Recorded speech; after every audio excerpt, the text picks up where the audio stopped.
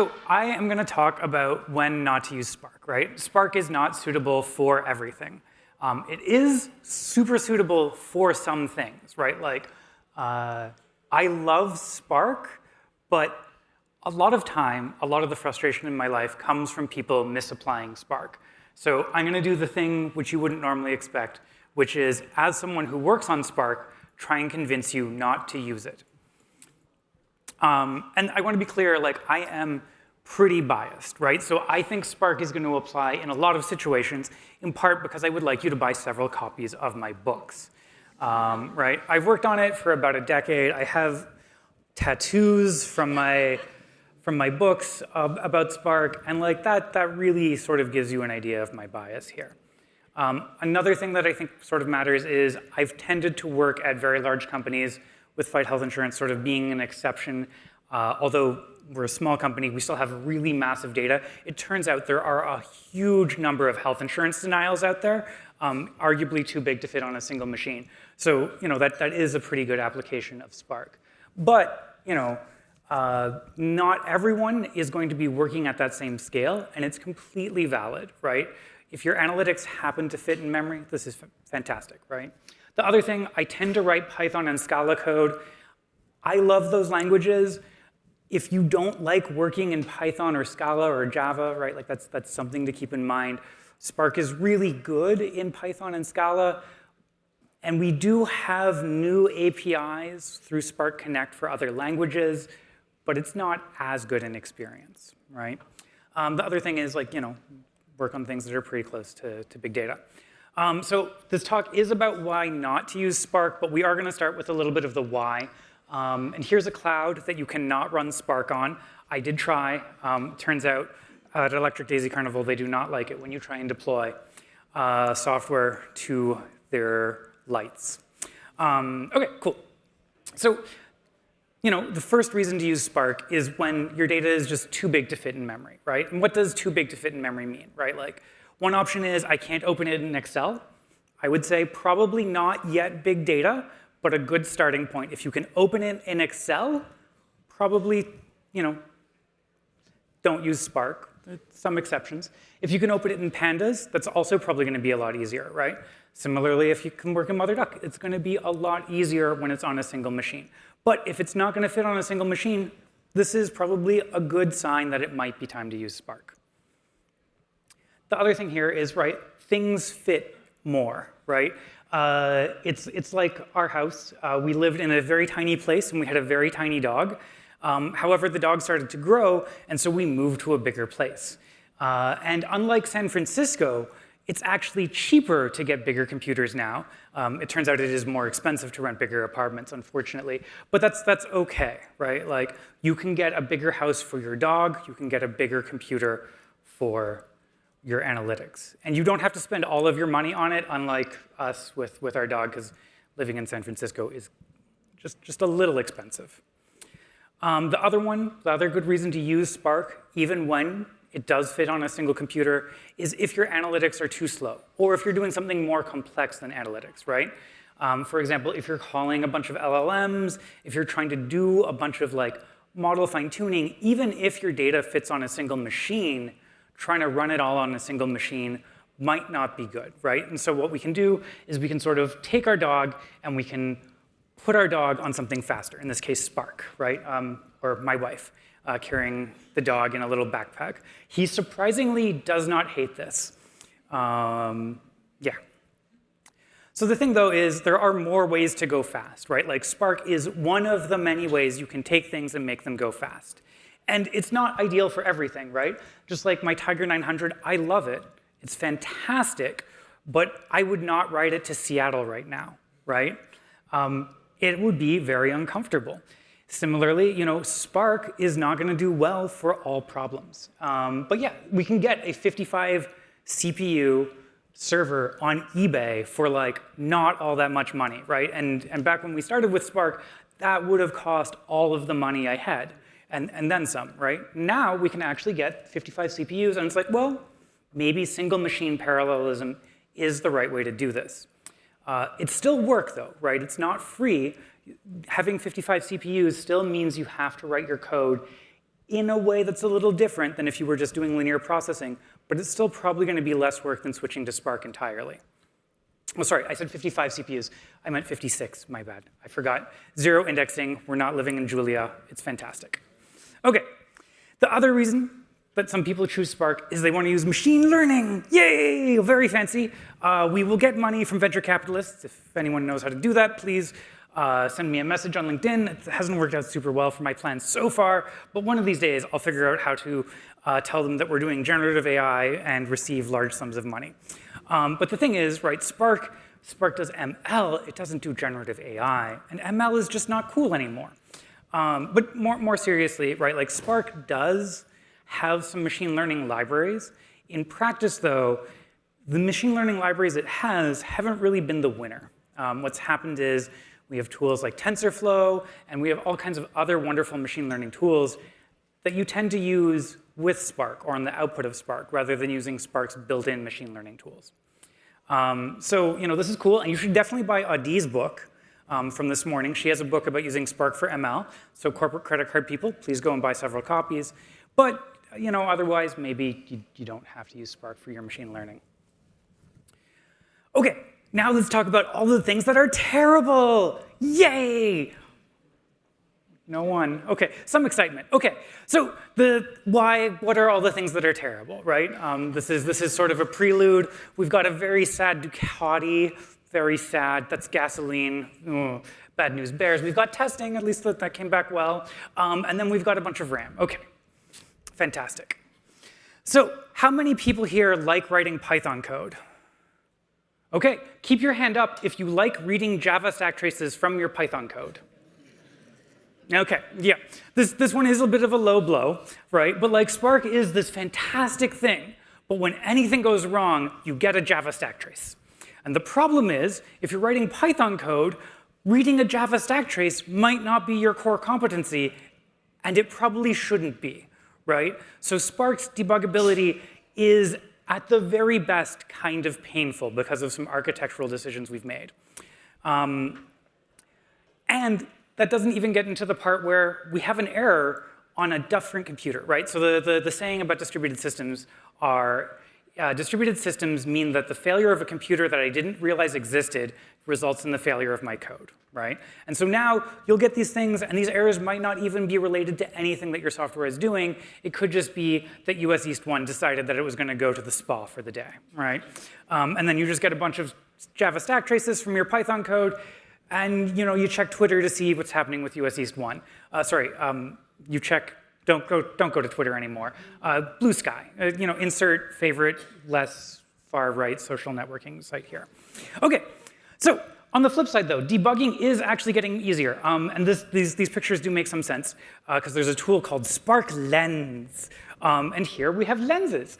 It's a bit of a stretch, but right, it's fantastic. And we actually are getting better at making Spark debuggable, but it's still not 100%. And inherently, it's always going to be worse than a single machine, right? Because we always have another machine somewhere can cause failures, so it's just going to be more difficult. There's a fantastic profiling PR from one of my former colleagues, and it's amazing. It's PR number 52679. If anyone's on GitHub right now, just being like, ooh, let me go take a look. It's fantastic, but the thing is, right, and I think this really illustrates it, it's taking existing single machine tools and making it so we can apply in a distributed fashion. And we're always going to be a little bit behind the state of the art because the state of the art debugging tools are built for single machines. And that's just going to be sort of inherent in this problem. How many people here use Spark and have never had an out-of-memory exception? Okay, that is 0 people. Right, so this is also, once again, kind of a low blow. Out-of-memory exceptions can happen in single machine cases, but it's a little bit harder to figure out what's going on when you've got a whole bunch of different containers and one of them just happens to have an out-of-memory exception. We can buy more memory. Here we have me buying more memory so that I can try and do some data processing. This actually went into a 4U server that I'm currently decommissioning. If anyone happens to be interested in value-priced servers, give me a call. But more seriously, right, like out-of-memory exceptions are kind of rough in Spark. The other one is too large records. And that's fundamentally the same problem that I had with this Ducati Multistrada. It turns out that while it's amazing and looks incredibly cute, I love the red color, I am not that tall. And riding a motorcycle in heels is a bad idea. So pretty frequently, I would drop my Ducati Multistrada. And Spark will pretty frequently drop your large records on the floor because it's designed for record-level parallelism. It's not designed to handle really, really big records. It's designed to handle tons of tiny, small records. Part of me wants to say that a 1 gig record size ought to be enough for anyone, but those statements tend to age pretty poorly. Like 300-something kilobytes should be enough for anyone. Those statements just don't last, right? So this is a good reason to not use Spark. Testing. Okay, so we should all probably test our data code more. And realistically, even the single machine data code that I see is probably not tested as much as it should be, right? Like, how many people here think they have really good test coverage of their data pipelines? Okay, we got 2, and one of them works at a company making testing software, at least. The second one might as well. Do you work at a company making testing software? No, okay. So we've got one person who their day job is not testing, but they have good test coverage, right? And so this is the thing, right? Spark makes it difficult to test your code, and it's something that we all know we should do, but imagine that you had to, like, fight a plushy stuffed animal to go and brush your teeth at the end of the night. You're probably not brushing your teeth, right? We all know we should do this, but the more barriers we put in the way, the less likely you are to actually test. Ops burden. Who loves waking up at 4 o'clock in the morning? This used to be me, but then I got ADHD medication, which I did not take today. But, right, the thing is, Spark gives you many exciting opportunities to be woken up in the middle of the night by US East 1. Yay! And this is actually my US mobility pager. For a brief period in time, I did actually have a Motorola pager back when I worked at Amazon. The sound of a Motorola pager haunts me to this day. I believe in Seattle, if you play that sound, you can probably find a lot of people just like not having a good day. It is rough, right? So a lot of employers, a lot of people who have paid me money in the past will solve this for you if you give them money, right? Like if you give Databricks a bunch of money, yeah, they'll keep Spark running for you. It's great. On the flip side, do you want to pay someone to deal with this? Alternatively, if you're at a startup, there's a really good chance that they're going to decide to not pay someone to deal with this and give you exciting opportunities for career growth and advancement through a pager, which is also not real, but you know, it's great. You can pretend. You can pretend. Yay. Okay, back to other things that don't work. Okay, so here we go. We've got me listening to, let's say, some music. Yes. And then over here, we have a bunch of people listening to some music. Right? Now, Spark, you know, it's not like a listening party where one person at a time listens to it. We pass the headphones down. It's much more like a concert where we shove everyone we can in, hope the fire marshal doesn't notice, and play a bunch of music really quickly. This is cool, but it means that if we needed to do these things in order, right? If it was important that, you know, the person with the red hair heard the music after the person with the backwards hat, we can't really make those guarantees, right? And that's kind of important for a lot of things, right? If our bank were to just randomly order transactions, Wells Fargo, actually, I guess that's not so much randomly ordered as sorted in the least convenient way possible. But, right, like, imagine that, like, things were just randomly ordered in the financial network. This might be what we describe as bad, and could be very unpleasant. The other thing is the real world. The real world gets in the way of so many cool things, right? And this is why I largely spend my time with my wife, who's amazing, I love her, at places that are not the real world, like Disneyland, Casa Bonita in Denver, fantastic. They're currently on strike though, so do not go to Casa Bonita right now. They deserve to be paid more. And Beyond Wonderland down in Southern California, right? Okay, so what does this have to do with data processing? What it does is, when we try and do things in the real world, we can't just run them multiple times. Similarly, like, let's go back to our bank, right? For example, if we were doing some kind of side effect inside of a for each, right? We would be kind of upset if they just withdrew money from our bank account twice because the partition happened to fail and it had to be re-executed, right? This is a little weird, but it's because Spark's approach to resiliency is to say, hey, things don't fail that often. I'll just retry it whenever it fails. And that works really, really well when things don't fail all that often and retrying it is idempotent or does nothing, right? So doing it twice is totally fine. Whereas, for example, if we fly down to Disneyland twice, my bank account will notice that I have flown down to Disneyland twice, and I will have some, well, not exactly unpleasant conversations, but I'll have to like cut back on something else, like, you know, sparkly dresses or something, and that's just terrible, right? We have to do things in order.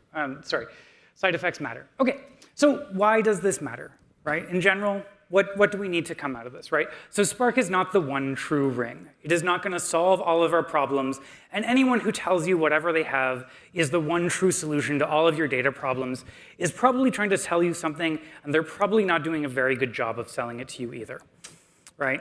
Spark is really, really awesome, but it is not for everything. If we try and use Spark to process financial payments, this is probably going to go pretty poorly. If we try and use Spark to handle records that are too large, it's going to fall over. If we try and use Spark without an ops team, I'm going to get woken up at 3 o'clock in the morning. And all of these things will be terrible. But the important thing here is that one machine parallelism can get you pretty far, right? We can do a lot of really cool things with the 56 CPU machine. And you can buy those or rent those for incredibly affordable prices. And in fact, I am currently trying to offload one 56 CPU machine. So if anyone is looking for a 2U 56 CPU machine as well, give me a call. Scaling before you need to has a real cost, right? I see a lot of people use Spark because they're like, I'm going to have really big data, right? Because it's the American fallacy, right? We are all temporarily poor millionaires who will very soon be millionaires, of course, and you know, stock market go up, number go up, great success. But just because we might have really big data in the future does not mean that we need to use really huge scaling tools right away. The most important message that I want to leave you with today is that you should buy several copies of my books, right? If you go to Amazon.com or anywhere that fine books are sold, you can buy several copies today with your corporate credit card. Okay. Looks like I am actually early, so I have 1 minute and 48 seconds left. But we're going to go to this last slide. And I am probably going to disappear unless anyone has a question for my remaining 1 minute and 35 seconds. Does anyone have a 1 minute long question? No. Okay.